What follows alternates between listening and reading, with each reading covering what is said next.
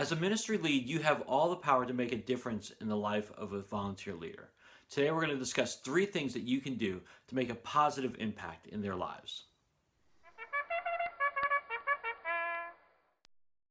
All my children play a sport or dance, and they're involved in highly competitive activities, and it's awesome to see that.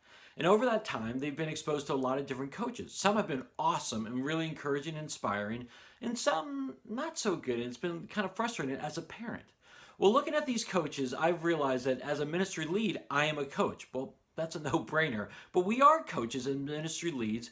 And so what can we do as ministry leads to inspire and encourage our volunteer leaders to be the best they can be at their jobs? So here are 3 things that I've learned over the course of the last few years looking at coaches and how we can be better as ministry leads inspiring our volunteer leaders. Number 1, learn their strengths and weaknesses. Now, when you first see a volunteer leader, you may see their strengths immediately. That's what drew you to them, to ask them to be a volunteer leader with you. But you also have to see their weaknesses and find out where they're not so strong so that you can then develop a plan, a training plan, an equipping plan for how you can make them be better or help them be better at what they're doing. So you have to learn their strengths and really encourage that, but you also have to learn their weaknesses so you can develop a plan to equip them to be the better leader that they can be, the one that you really know that they can be to make an impact in the lives of other people. So learn their strengths and weaknesses.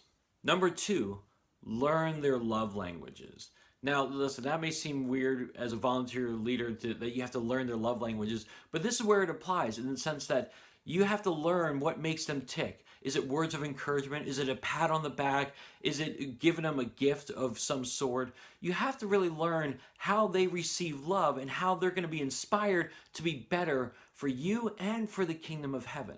So you have to think, what is their love language and how can I inspire them? Learn their love language so that you can inspire them to be better and that they would want to be better because they're getting fulfilled in that way that they feel loved.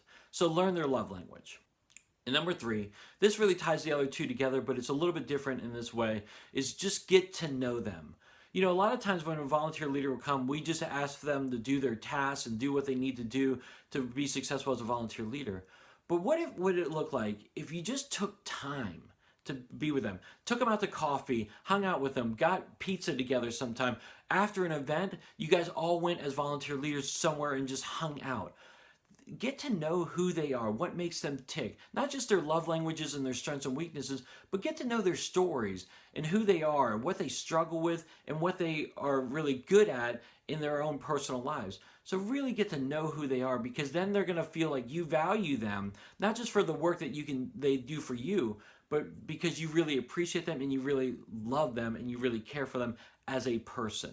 So get to know them. All right, heroes, well, those are 3 things that I've learned over the years watching coaches of my children. But I'm curious, what have you learned by looking at other coaches or other ministry leaders? What are some things that you've learned that help inspire and encourage volunteer leaders to be better than they currently are? I would love to hear from you. You can post in the comment section below, or you can hit me up on Twitter at @TAPounder. I would love to hear from you. All right, heroes, well, thanks for joining me today. I really appreciate you spending some time with me. As always, head over to ymsidekick.com. Check out the blogs, the podcasts, and the occasional vlogs. I'd love for you to check that out for fresh content on student ministry, online ministry, and digital communications. So I hope you have a great rest of the time. And until next time, have a great one.